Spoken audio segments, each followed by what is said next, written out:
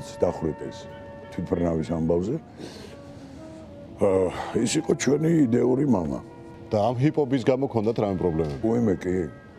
გვიჭერდნენ, გვცემდნენ მილიციაში, რაღაც გვახჩობდნენ. დაუჭერი ხართ მილიციას? კი, როგორ არა. როდის მოხდა, რამდენი წლის იყავით? ნუ აი ესე 14-15 წლის გრიბაუდევის ძეგლთან ვიჯექით. გახეხილი ჯინსებით და მაშინ ჯინსებზე ისედაც უბრალოდ თვითონ ჯინსი იყო პროტესტი და ამის გამო იყო ბევრი უსიამოვნება.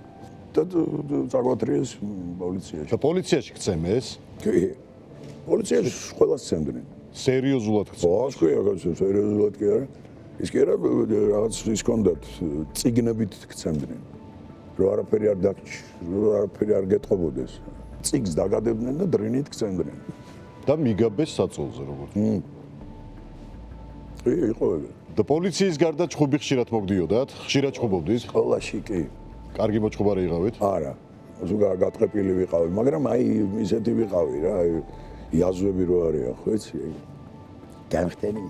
სპიჩკას მეძახდნენ ცხენოსნობაზე დავდიოდი, აი კინოში კინარ მოვხდი და მეძახდნენ იმ ჯგუფში ყველაზე პატარა ვიყავი და მეძახდნენ სპიჩკას. გამხდარი იყავით? ხო, გამხდარი და პატარა და ვიტყუებოდი რომ 15 წლისა ვარ, ვიყავი 13-ე.